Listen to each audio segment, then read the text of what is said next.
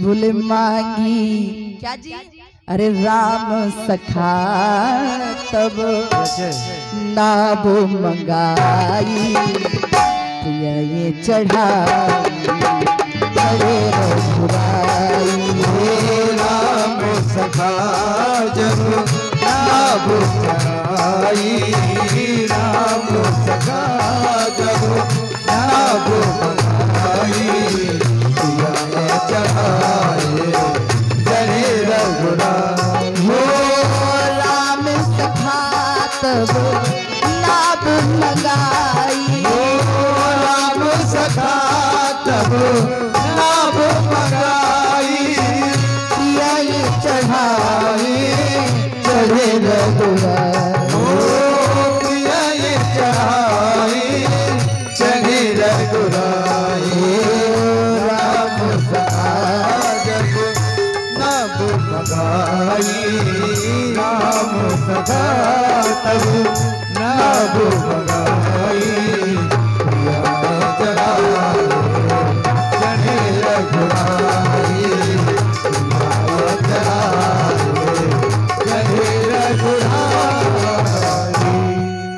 नाव किसने मंगाई? राम सखा तब नाव किसने मंगाई? राम जी के मित्र निषाद राज। अगर नाक के राम जी की तरफ लगा दे तो अर्थ ये, और यही नाक केवट की तरफ लगा दे तो बोले मांगी नाम इतना के बटियाना। राम जी ने तो नाव मांगी पर केवट नाव लेकर के आ नहीं रहा। अच्छा विचार करें। पहला प्रश्न, ये तो मांगी नाव ना, पहला अर्थ तो ये है कि नाव किनारे पर नहीं है। अगर नाव किनारे पर होती तो राम जी नाव में बैठ जाते, पर राम जी नाव मंगा रहे हैं, मतलब नाव किनारे पर नहीं है। तो नाव कहाँ है? जो केवट है ना महाराज, केवट ने राम जी को आते हुए देखा तो केवट ने अपनी नाव ली और महारानी गंगा में ले जाकर के महाराज बीचों बीच ले जाकर के गोल गोल गोल गोल घुमा रहा है। भक्त बड़े अजब है महाराज। राम जी आवाज लगा रहे हैं, एक केवट भैया जरा नाम ले आओ। केवट बोला भी थोड़ा सा प्रतीक्षा कर। राम जी फिर आवाज लगाए, दादा नाम, अरे प्रतीक्षा करो। थोड़ी देर बाद राम जी फिर आवाज लगाए, केवट भैया नाम ले आओ। केवट ने कहा भी इंतजार करो। क्यों? मानो केवट कहना चाहता हो सरकार, अगर आपने आधा घंटा इंतजार कर लिया तो ये, और हमसे तो पूछो, हमने तो 84 लाख योनियों तक आपका इंतजार किया है। आप भी तो इंतजार करिए ना थोड़ा सा, काहे? अच्छा एक तो प्रश्न और आता है, बोले अगर राम जी बार बार नाव मंगा रहे हैं और केवट अगर नाव नहीं ला रहा तो फिर राम जी को महाराज किसी और की नाव में बैठ करके चले जाना चाहिए। राम जी बार बार केवट से काहे मंगा रहे हैं? अरे नहीं ला रहा तो कोनो बात नहीं भैया, दूसरी नाव में बैठ के चले जाते राम जी, पर नहीं, राम जी बार बार केवट से नाव मंगा रहे। इसका कारण क्या? किसी भी घाट पर स्वाभाविक एक नाव तो होगी, कई नाव रहती है, तो फिर राम जी उस केवट से बार बार निहोरा क्यों कर रहे हैं कि भैया नाव ले आ, नाव ले आ? भाई एक बार कहा, दो बार कहा, केवट नाव नहीं ला रहा था तो फिर राम जी को किसी और की नाव में बैठ करके पार हो जाना चाहिए। बोलो यही लोक नीति कहती है कि नहीं? उसका कारण है राम जी केवट से निहोरा क्यों कर रहे हैं? क्यों? क्योंकि इसका प्रमाण वाल्मीकि रामायण में मिलता है कि महाराज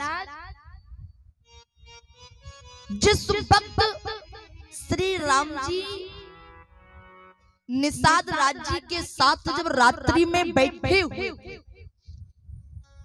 तो जितने केवट थे, जितने भी कौलभील थे, सब राम जी से आकर के भेंट कर रहे थे। तो ये केवट भी गया भेंट करने के लिए, पर जैसे ही पास में पहुंचने वाला था राम जी के, तब तक राम जी ने निषाद राज से कहा, और इस केवट ने इस बात को सुनकर के झाड़ियों में छुप कर के बात सुनने लगा ये केवट। और राम जी बोले, निषाद कल हमको गंगा के पार जाना है, अगर नाव की व्यवस्था हो जाए तो जीवन व्यवस्था ठीक हो जाए। निषाद राज बोला, ठीक हो जाएगी नाव की व्यवस्था। और जैसे ही महाराज केवट ने सुना, केवट राम जी से मिलने नहीं गया, सीधा महाराज निषाद राज की राज्यसभा में आकर के खड़ा हो। निषाद राज जी आए। निषाद राज ने कहा, इतनी रात को सभा में आने का कारण क्या है? ये केवट बोला, सरकार वो दिन याद करिए जब आप जंगल में शिकार खेलने के लिए गए थे और आपका प्यास लगने के कारण जब कंठ सूखने लगा था, तो उस वक्त मैंने आपको आकर के जल पिलाया था और आपने मुझसे कहा था कि केवट एक वरदान मांग लो। तब मैंने आपसे कहा था कि मैं आज नहीं मांग रहा, पर समय आने पर इस वरदान को मांग जरूर लूंगा। आज वो समय आ गया ना, मुझे ना तुम्हारा धन चाहिए, ना राज चाहिए, ना पाठ चाहिए, ना सिंहासन चाहिए। मैं तो केवल इतना मांगता हूँ कि जिस घड़ी परमात्मा प्रभु श्री राम माँ गंगा को पार करेंगे, उस घड़ी केवल घाट पर मेरी नाव के अलावा किसी और की नाव नहीं होनी चाहिए। और केवट ने कहा, सरकार दूसरी बात, नाव तो मेरी रहेगी, और सबसे बड़ी बात,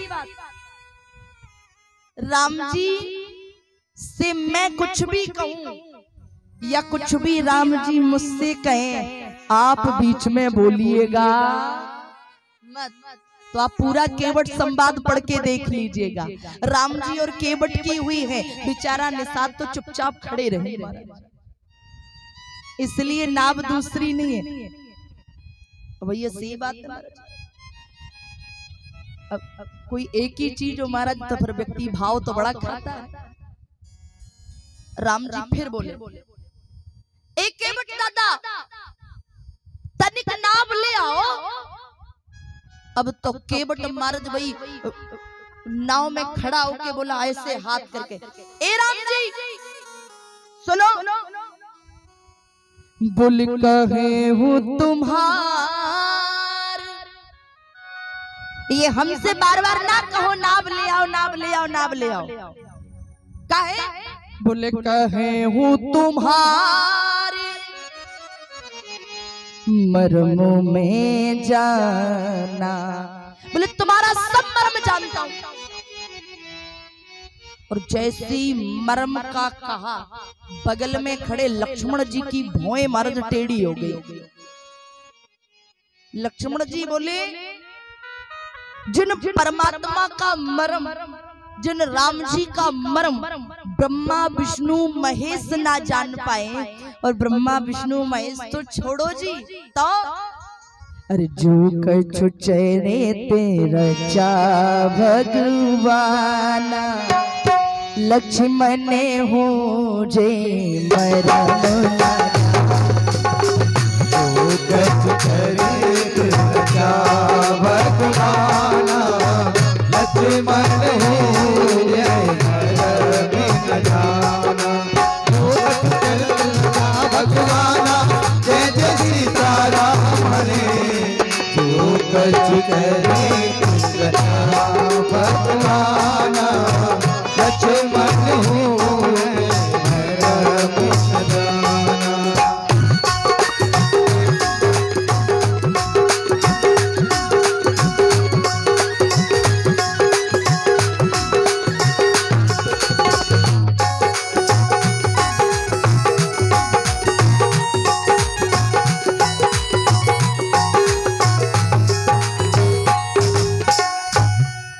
लक्ष्मण जी बोले जो कछु चरित्र रचा भगवाना और लक्ष्मण हुजे मर्म ना। बोले लक्ष्मण जी मैं खुद मर्म नहीं जानता। केवट बोला आप तो बीच में खड़े रहो। काहे? जब दो व्यक्ति बड़े करती ना तो छोटों को नहीं बोलना चाहिए। केवट बोला राम जी सब मर्म जानता हूं। राम जी ने सारे से पूछा कई मर्म? केवट बोला सरकार बस हमसे ना कहो। बोले क्यों? बोले लोगों की नजर में भगवान बड़े होंगे पर भगवान की नजर में तो सरकार भक्त बड़े हैं। हम सब मर्म जानते हैं। राम जी बोले बताओ कौन सा मर्म जानते? तो वो कछुआ वाला मर्म तो सब जानते हैं। प्रयास करते हैं पद्म पुराण की कथा से, पद्म पुराण के प्रसंग में कथा। महाराज केवट ने कहा सरकार वो दिन याद करिए। कौन सा दिन? बोले एक बार तीनों देव अर्थात ब्रह्मा जी, विष्णु जी और भगवान शंकर, तीनों में हल्का सा विवाद हो गया। किस बात को लेकर के? ब्रह्मा जी बोले मैं सृष्टि का रचयिता हूं तो मैं बड़ा हूं। भगवान विष्णु बोले अगर तुम सृष्टि के रचयिता हो